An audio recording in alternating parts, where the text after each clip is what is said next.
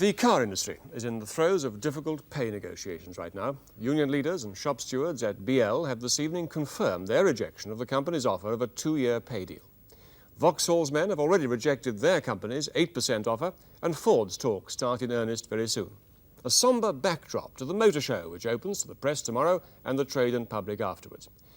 Peter Hobday's had an early look at what the show has to offer and how the British car makers view the markets and the prospects for the coming months. Over the next fortnight, some 750,000 people will make their way to the National Exhibition Centre outside Birmingham for the 64th Motor Show. The biggest and the best yet, say the organisers. But given the past decade of slump and gloom in the industry, it wouldn't be surprising if the car makers had rather lost their way and didn't know where they were heading. It may be sheer bravado, but the optimists are in the majority. And perhaps surprisingly, the main British manufacturers are coming here with as good heart as any.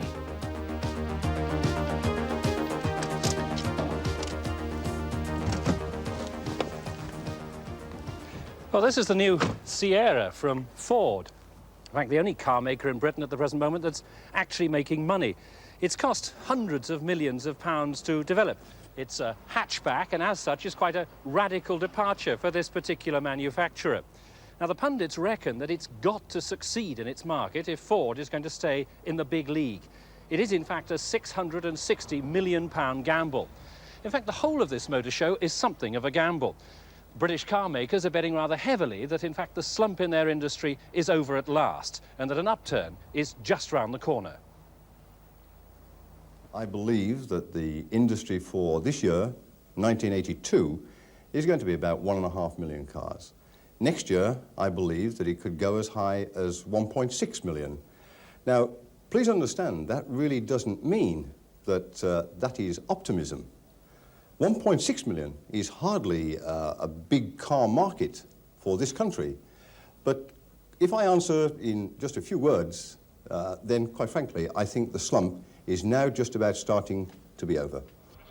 A measure of confidence, and confidence backed by the whole motor industry, who are ploughing at least £20 million into this show to impress the trade and private buyers alike that now is the time to buy. Their view of the future isn't based just on figures plucked from the air. History suggests that the business moves in 3 to 4 year cycles and that we are due for an upturn. For the two American-owned giants in the European industry, success over here is vital, given the dramatic fall in sales and production back home. They're fighting it out at present in the mid-size range, the car that the commercial fleet operators, car hire firms or sales fleets buy by the thousand. Only last week, Vauxhall, owned by General Motors, announced a multi-million-pound deal with Swan National Rental for the Cavalier. Not discounting BL, Ford, of course, is the dominant factor in the UK market, and a lot of the business that we have enjoyed with the Cavalier has come from traditional Ford buyers. So we know Ford will make a tremendous push to get the Sierra well established in the UK. Of course, now the Sierra is out, people know about it, and our orders for the Cavalier are still coming in very well, so we're quite encouraged by that. A lot of people visiting the show this week will want to look very closely at the Sierra. The car, Ford claim, is a world beater. It may be a year behind the Cavalier in its launch, but Ford reckon they've got the edge in terms of design. They claim that they're now well placed with this addition to their range to hold on to and even increase their market share. Oh, I think extraordinarily well placed. You'd expect me to say it, but I genuinely believe it. We've got the finest range in the business, and face it, for the next few months, our dealer organisation will be selling no less than 6 car lines, and every single one of them a successful car line. But at the same time, Vauxhall have been increasing their market share. Does this worry you when you see at least some of the competition doing better? Well, we are year-to-date 30.9% share, and we were 30.9% share last year. So if any of our competitors are increasing their particular shares, then they have to be doing it at the expense of somebody else, not us. At the end of the day, the story isn't really about just selling more cars in Britain. It's about preserving the 320,000 jobs left in an industry which 10 years ago employed 500,000. The latest figures from the Society of Motor Manufacturers and Traders shows that the foreign imports now account for 58% of the UK market. And the bulk of that, 36%, comes in from European plants built there rather than here because of Britain's once dismal labour relations record and the consequent lack of productivity. I think now we have certainly done much better in the last 3 years. We've worked virtually without disputes. I think we've had a lot of cooperation from our workforce in terms of building the product right and getting the costs down. I think this is well appreciated and well understood in Detroit, where we have to go to, of course, for great big sums to invest in the UK. So I would say while we haven't been the shining stars in the last 15 years, that the corporation looks upon us much better than they did just 2 or 3 years ago. As a matter of fact, I think if I were to take any one particular aspect of our business and say that this has to be the prime target, it has to be in all probability to produce more cars of better quality with less people. However, I think probably it's too late to be thinking in terms of a national industry anyway, because face it, with the huge investments that are involved in, for example, designing, tooling, and manufacturing, say, a new line of motor cars, the sums of money are so huge that you have to have the kind of economies of scale you get by selling either, say, a European car or ultimately somewhere out there, a world car. It's the only way you're going to get the volumes to justify the investment.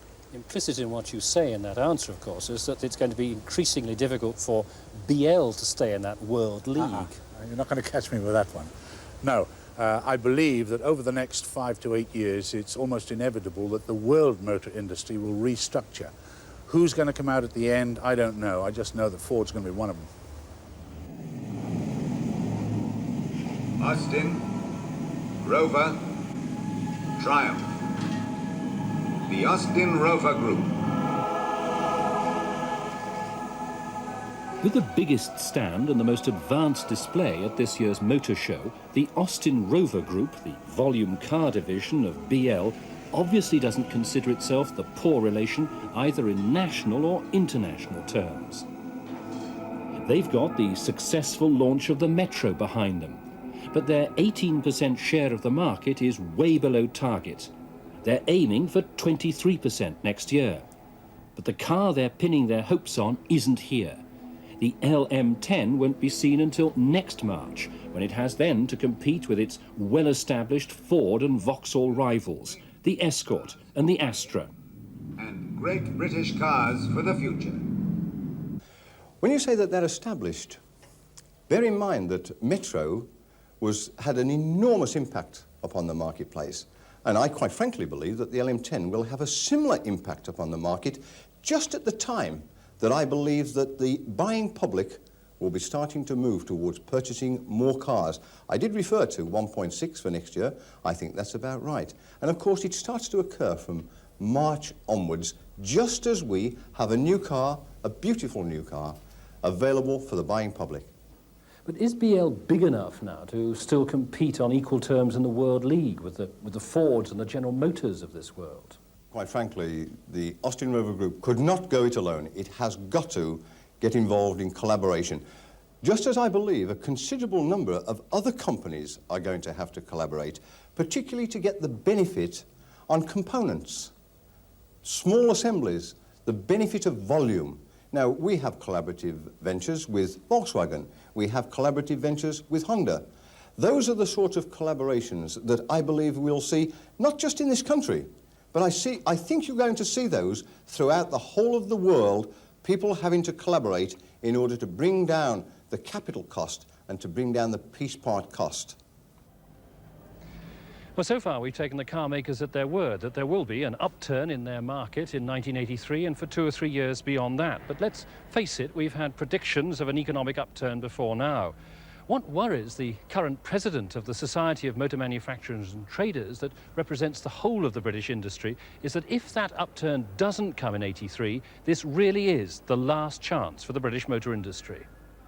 Really, the downside is pretty horrific, that if in fact the manufacturing base of the motor industry is allowed to decline further in this country, we really are throwing away our present export business, which rates at about £4 billion a year.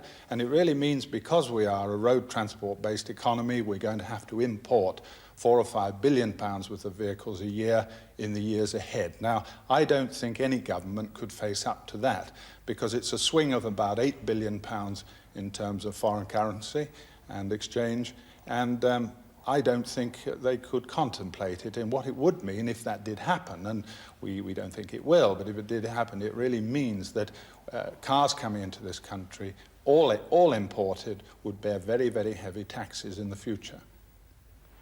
Given the billions spent on designing their new models, the manufacturers are determined that won't happen.